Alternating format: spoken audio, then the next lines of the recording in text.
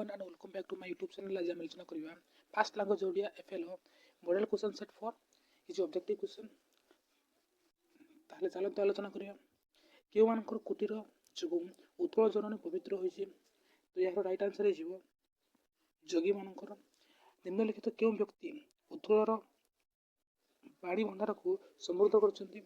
तो यार right answer हे जिवो गंगाधर मेहर। दुर्योधन केते थर सिंह नाद रड़ी सहितले अजाम्बर होइथांता। तो यार तृतीय प्रश्न आंसर जो डी 3 थर। भीमंकर सिंहनाद रड़ी कवितार फेरु शब्द क्यों अर्थ को प्रकाश करुछि। तो आंसर एटा बी पणा फणा। चिलिकार साहित्य दृश्य कवितार कवि पाप गर्भ सहित क्या तुलना करछन्ति नौका को तुलना करछन्ति।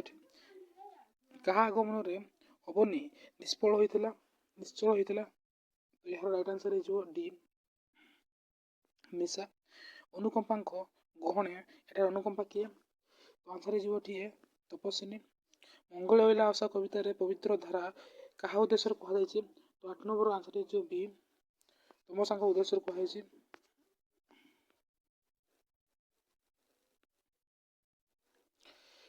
मरण द्वार रे पाद थापी अमर गान करने को अनंत पट्टनायक क्या आह्वान करछन्ति। 9 नंबर आंसर है जो सी जीवकोष्ठी।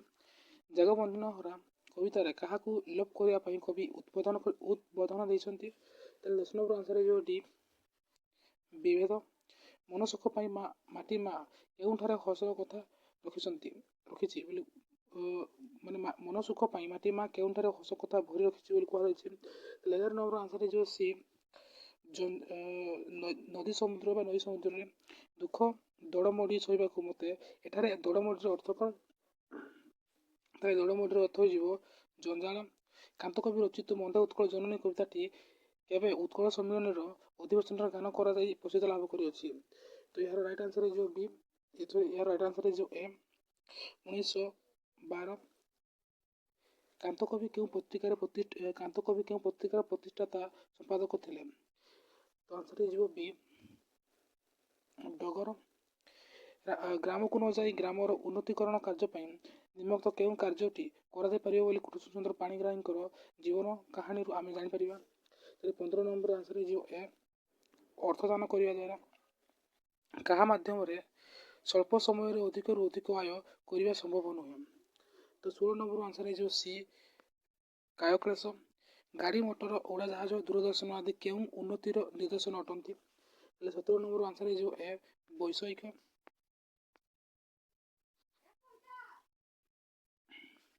नेक्स्ट 18 नंबर प्रश्न विश्व ब्रह्मांडर सकल पदार्थ निमुक्त कहा मध्य एकत्र होइछन्ति। 18 नंबर आंसर है जो डी जड़ एवं जीवंत। गांधीजी मतरे कौन भारतर केंद्र भाषा हेबा दरकार। गांधीजी मतरे भारतर केंद्र भाषा हेबा डी आंसर है जो हिंदी भाषा।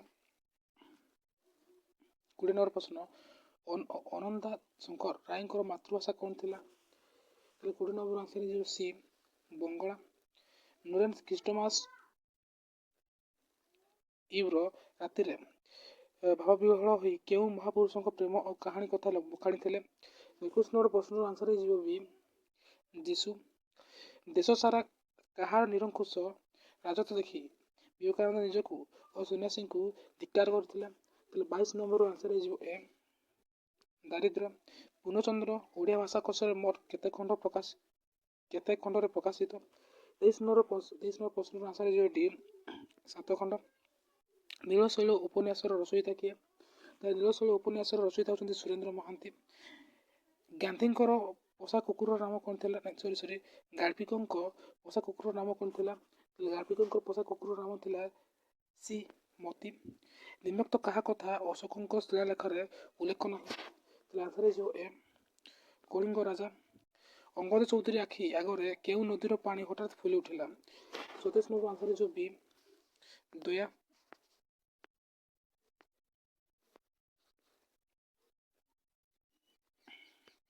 नेक्स्ट 28 नंबर प्रश्न गाल्पिक केउ वृक्ष को जननी प्रतीक रूप वर्णना करछन्ति। 28 नंबर आंसर है जो ए बट वृक्ष। कहा को प्राणी जगतर नियम बोली नटपर बाबू कहते। 29 नंबर आंसर है जो बी खाली आगरू ଦେଖିବା। ଦଶାସନ କାହାକୁ ଦୂତ ରୂପେ ପ୍ରେରଣ କରିଥିଲେ? ତାହେଲେ 30 ନମ୍ବର ଆନ୍ସର ହେଇଯିବ ଏ ଶୁକସାରଣ। କାହାକୁ ସନ୍ତୁଷ୍ଟ କରିବା ପାଇଁ ରାମ ଦର୍ଭଶୟନ କରିଥିଲେ? ତାହେଲେ 31 ନମ୍ବର ଆନ୍ସର ହେଇଯିବ ଡି ବରୁଣ। ପ୍ରୀତି ସୁବ୍ରତଙ୍କୁ ଦେଇଥିବା ଚାଉଳ ଭଜାରେ କ'ଣ ପଡ଼ିନଥିଲା? 32 ନମ୍ବର ଆନ୍ସର ହେଇଯିବ ଡି ଲୁଣ। ସୁବ୍ରତଙ୍କ ଘରକୁ ଯାଇ ନଥିଲେ ମହାପାତ୍ର ବାବୁ କାହା ପ୍ରତି ଅନେଇ କରିଥାନ୍ତେ? 33 ନମ୍ବର ଆନ୍ସର ହେଇଯିବ ସି ପୂରବୀ। ଚକାଡୋଳା ହେ ତୁମର ଇଚ୍ଛା ପୂର୍ଣ୍ଣ ହଉ, ଏହା କାହାର ଉକ୍ତି ଅଟେ? ତାହେଲେ 34 ନମ୍ବର ଆନ୍ସର ହେଇଯିବ ଡି ଆଗନ୍ତୁକ। କାହାକୁ ଭାସ୍କର କୂଳର ମୌଡ଼ମଣି କୁହାଯାଇଛି? ତାହେଲେ 35 ନମ୍ବର ଆନ୍ସର ହେଇଯିବ ସି ବିଶୁ ମହାରଣା। ଗୋବିନ୍ଦ ଜଣେ ଶିକ୍ଷକ, ଏହା କେଉଁ ପ୍ରକାର ବାକ୍ୟ ଅଟେ? 34 ନମ୍ବର ଆନ୍ସର ହେଇଯିବ ବି, ଏହା ହେଉଛି ସରଳ ବାକ୍ୟ ଅଟେ। ଚପଳାର ଭାଇ ସୁରେଶ ଶ୍ରେଣୀରେ ପ୍ରଥମ ହୋଇଛି, ଏଠାରେ ବ୍ୟବହୃତ ସମ୍ବନ୍ଧିତ ପଦଟିକୁ ଚିହ୍ନଟ କର। ତାହେଲେ 37 ନମ୍ବର ଆନ୍ସର ହେଇଯିବ ଏଠି ଏ ସୁରେଶ। ଜାନକୀ ଭାତ ଖାଇବ, କର୍ମ ବାକ୍ୟରେ ପରିଣତ କର। ତାହେଲେ 38 ନମ୍ବର ଆନ୍ସର ହେଇଯିବ ଡି ଜାନକୀର ଭାତ ଖାଇବା ହେବ।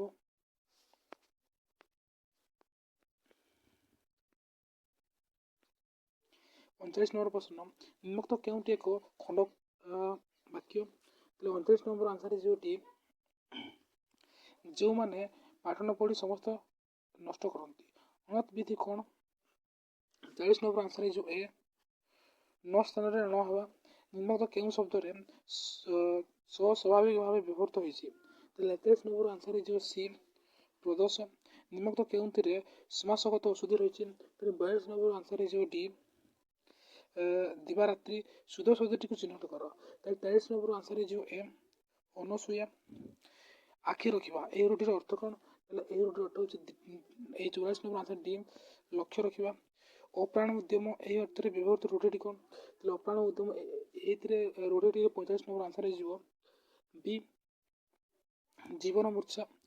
ଅଦା ବେପାରୀର ଜାହାଜ ମୂଳ, ଏହି ଲୋକବାଣୀର ଅର୍ଥ କ'ଣ? ତାହେଲେ 44 ନମ୍ବର ଆନ୍ସର ହେଇଯିବ ଏ ଅନଧିକାର ଚର୍ଚ୍ଚା।